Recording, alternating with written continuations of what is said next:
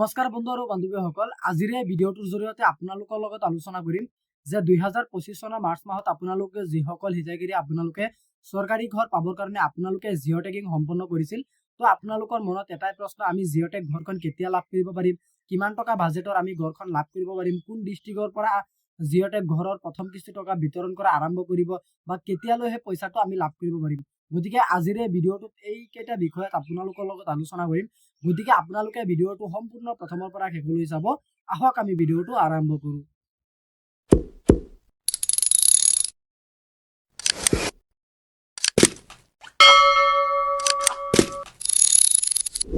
প্ৰথমতে আপোনালোকৰ লগত মই আলোচনা কৰিম যে জিঅ' টেগ ঘৰখন আপোনালোকে কেতিয়া লাভ কৰিব পাৰিব। ইতিমধ্যে কিন্তু আপোনালোকৰ চৰকাৰৰ তৰফৰ পৰা কিন্তু আপোনালোকক বহুতখিনি আপোনালোকৰ হেৰি কৰা হৈছিলে। প্ৰথমতে ধৰি লওক আপোনালোকে জিঅ' টেগিং সম্পন্ন কৰিছিলে, তাৰপিছত আপোনালোকে KYC সম্পন্ন কৰিছিলে, তাৰপিছত আপোনালোকৰ যিটো ভেৰিফিকেশ্যন প্ৰক্ৰিয়া, সেই ভেৰিফিকেশ্যন প্ৰক্ৰিয়াটো আপোনালোকক কমপ্লিট কৰা হৈছিলে। আপোনালোকে যিসকল হিতাধিকাৰী আপোনালোকে ভেৰিফিকেশ্যন কমপ্লিট কৰিছিলে, লগতে আপোনালোকে KYC সম্পন্ন কৰিছিলে, তো আপোনালোকে কিন্তু জিঅ' টেগ ঘৰ পাবৰ কাৰণে এজন যোগ্য হিতাধিকাৰী হয়। এতিয়া কথা পাতিম যে আপোনালোকে কোনসকল হিতাধিকাৰী আপোনালোকে 2026 চনত চৰকাৰী ঘৰ প্ৰথমতে আপোনালোকে লাভ কৰিবলৈ সক্ষম হ'ব। এতিয়া প্ৰথমতে ধৰি লওক 2011 চনৰ পৰা আৰু 2025 চনলৈকে, গতিকে আপোনালোকে 25 চনত আপোনালোকে জিঅ' টেগিং সম্পন্ন কৰিছিলে।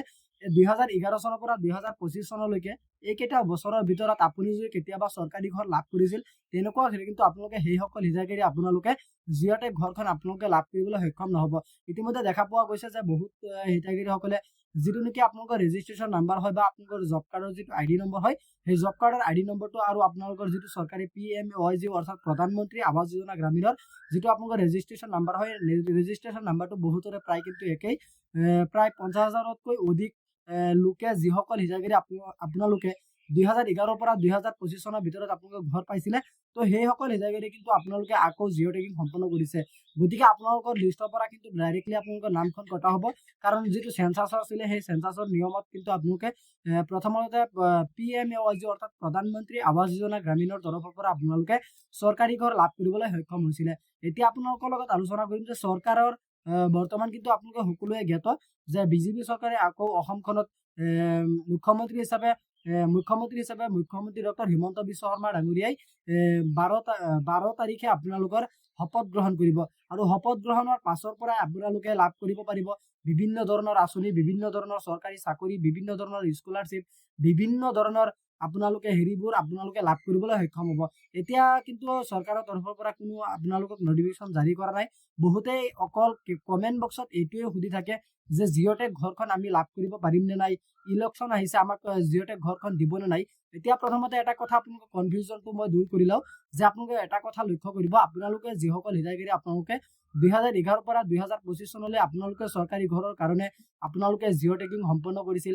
তাৰপিছত আপোনালোকে 2000 পৰা 2025 চনলৈ মাজত 5টা বছৰৰ ভিতৰত আপোনালোকে বহুতে কিন্তু চৰকাৰী ঘৰ পাবৰ কাৰণে আপোনালোকে এপ্লাই কৰিছিল, পঞ্চায়তত গৈ আপোনালোকে কাগজ পত্ৰখিনি জমা দিছিলে, বা আপোনালোকে কেতিয়াবা অনলাইনত এপ্লাই কৰিছিলে, বা আপোনালোকে কেতিয়াবা ধৰি লওক ব্লক অফিচত গৈ কিনে আপোনালোকে দৰখাস্ত কৰিছিলে ঘৰ নাই বুলি, বা বহুতৰে নদী ভাঙি লৈ গৈছে। এনেকুৱা বহুতো ধৰণৰ কিন্তু সমস্যাৰ সন্মুখীন আপোনালোকে হ'বলগীয়া হৈছিলে।